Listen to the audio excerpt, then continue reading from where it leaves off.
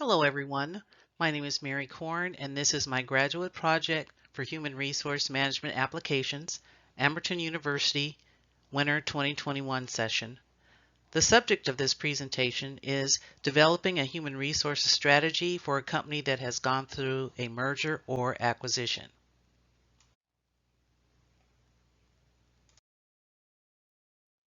Agenda. Hypothesis. Literature reviews with limitations of the studies. Methodology. Human resources strategy. Suggestions and recommendations. Implications to the 21st century, followed by references.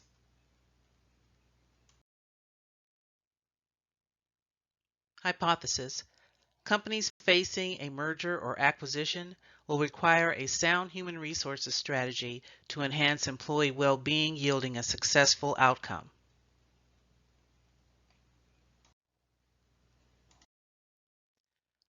Literature review.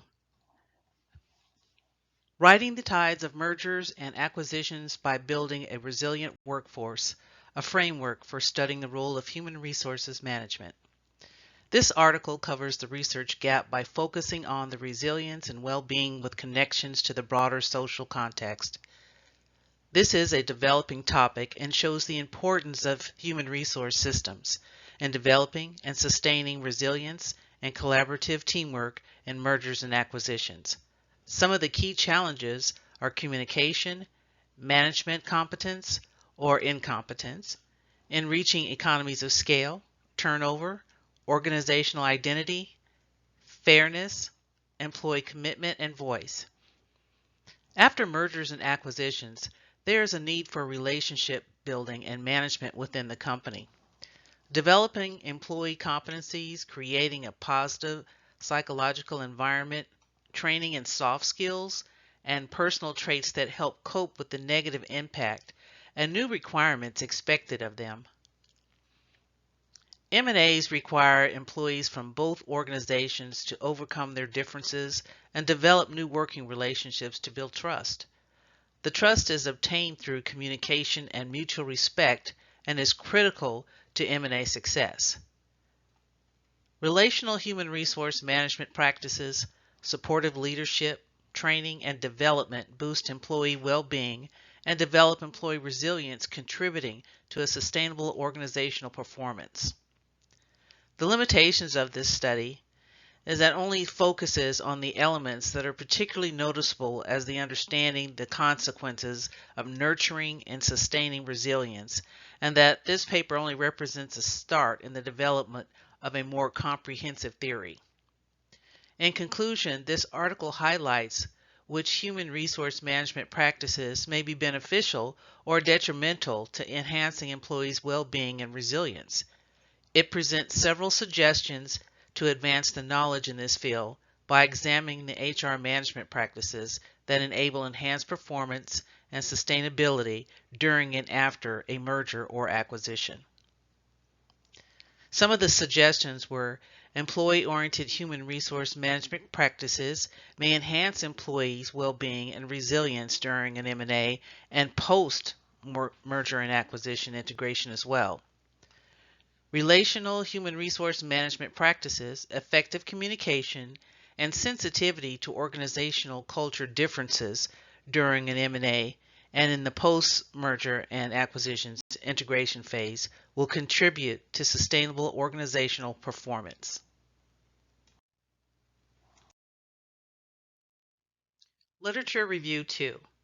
The effect of integration approaches and HR initiatives on changes in organizational culture and employee attitudes during a merger.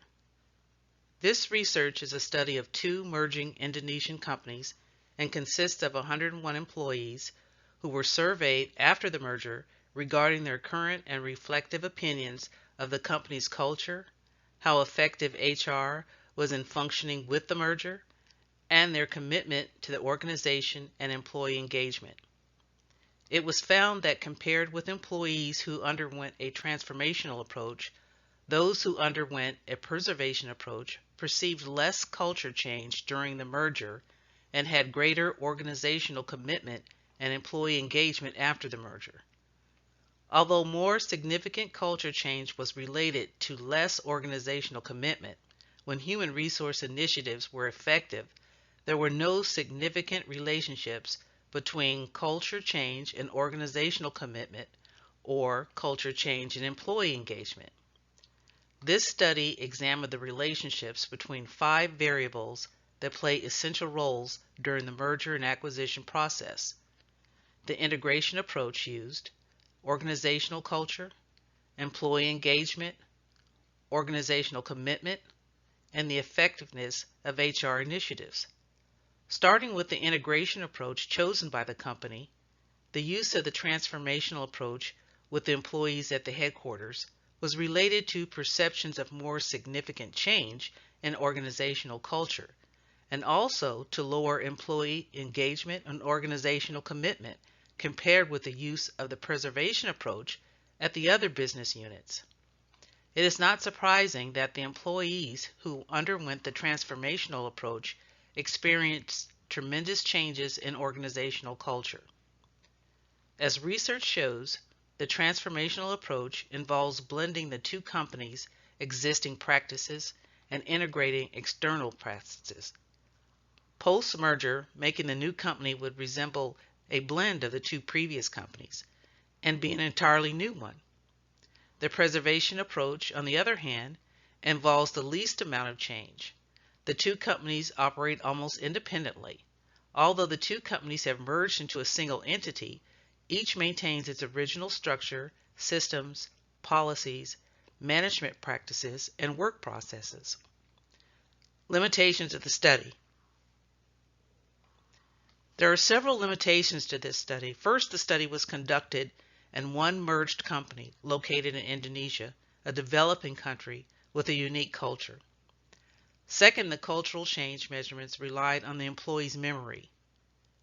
Third, all the instruments used in this study were self-report, so the type of intervention, preservation or transformational, was nested within the organization's hierarchy.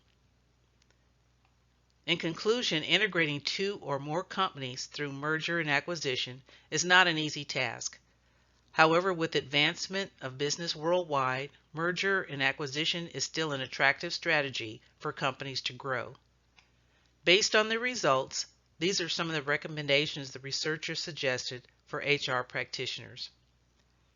Carefully consider which integration approach to take. The transformational approach should be taken with caution, as it may lead to lower employee attitudes. Include an organizational culture assessment at the initial stage of merger and acquisition, and consider planning efforts to balance the scores on all 4 cultural dimensions. Make sure that the HR function is ready to manage the changes. Prioritize HR initiatives in the areas of employee advocacy, functional expertise, and human capital development. Ensure the distributive and procedural fairness of decisions for all groups of employees, especially on issues related to compensation and benefits. Model the change and train leaders to be good role models. Be realistic on projects, prioritize them, and consider the resources and capabilities. Methodology. The methodology used for this presentation was research reviews. Research in the field of business is gaining speed. However, we are moving so quickly that it has remained fragmented and interdisciplinary. With the difficulty of staying current with research and evidence, using literature reviews as a research method has become more critical. Human Resources Strategy. The $69 billion merger between CVS and Aetna envisions added health services at its stores. The merger combined CVS pharmacies with Aetna's insurance business with the intention of lowering costs. The employees completed a survey and the companies received a number of inquiries. They wanted to know why did they hear about the acquisition via the press instead of the organizational leaders. What will happen to their current health coverages, 401k? What it means for employees that work from home, wage changes, pay increases and bonuses. Will there be layoffs? The CVS-Aetna merger was a horizontal and a vertical merger. In horizontal mergers, two competitors combine, and CVS-Aetna are significant competitors in numerous Medicare Part D geographic markets and also with respect to pharmaceutical benefit management. The main aim of a vertical merger is not to increase revenue, but to improve efficiency or reduce costs. A vertical merger takes place when two companies that previously sold to or bought from each other combine under single ownership. A sound human resources strategy is needed for mergers and acquisitions. HR professionals must recognize potential problems, identify solutions, and persuade upper management to implement them. Some of the main issues to prepare for when going through a merger and acquisition are creating new policies for new organizations, retention of skilled workers, the selecting of employees when layoffs are required, new compensation strategies, and creating a comprehensive benefits package. All communications will be planned out via a new communication strategy, allowing employees to know what is going on and briefly touching on new culture, staffing changes, and current issues. HR may be asked to work on new organizational procedures, mission, or vision statements. During this time, employees start thinking about their situation. They question if they will still have a position. What about their current career goals? Will the apparent changes affect my department, or even better, where will I fit in the scheme of promotional opportunities and retirement benefit plans? The more uncertainty lasts, the more likely employees will seek employment elsewhere, and the organization runs the risk of losing top-performing individuals. Managing HR technology and deciding which systems to keep or replace and which functions to outsource can be a highly complex undertaking. Making such decisions requires that employers thoroughly assess the HR systems and people capabilities of both organizations. Technology integration must occur thoroughly and quickly enough that normal operations never appear disturbed to users. Human resources is a vital component to a successful merger and acquisition. For any strategy to be effective, the HR department must be involved from the very beginning. They play an essential role in determining if the change will transform, expand, assimilate, or add on. They are the professionals determining the risks, doing the due diligence, and optimizing the workforce. Suggestions and recommendations. Human resources engagement early in the process will provide the needed information to determine between merger or acquisition. Steps to a more inclusive and organized transition for human resources. Incorporate a study on the organizational culture. Provide opportunities for competencies development and career advancement with clear criteria and fair procedures. Implement clear, transparent, and continuous communications from the leaders. Make conscious efforts to address the emotional impact of the changes. Since more and more companies are merging, it has become a smoother process, and it appears to be the trend for the future. As all businesses struggle to get through the COVID-19 crisis, it is the hope that business of merger and acquisition will get back to where it was. M&As is moving toward a more diverse style. Organizations are looking to grow their strategies by selecting partnerships, alliances, and joint ventures. An estimated 70 to 90% of all merger and acquisitions fail to realize that predicted strategic and financial objectives.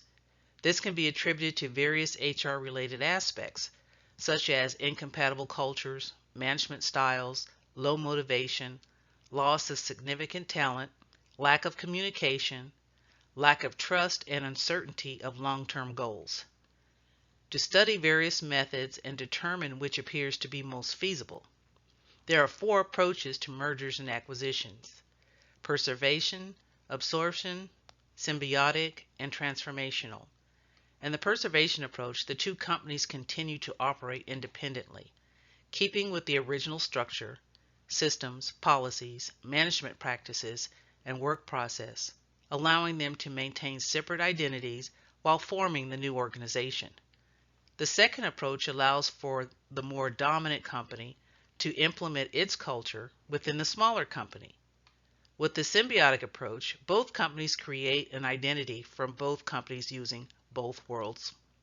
The transformational approach is similar to the symbiotic type in that the two companies fuse into one identity and use the same structure, system, policies, management practice, and work process.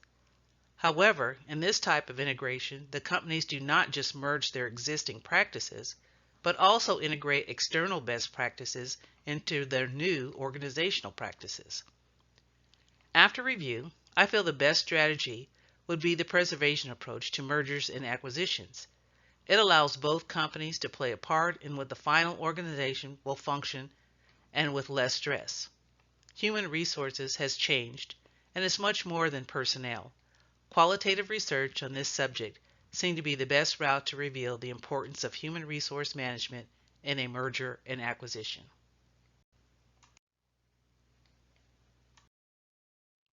Thank you for taking the time to listen to my presentation.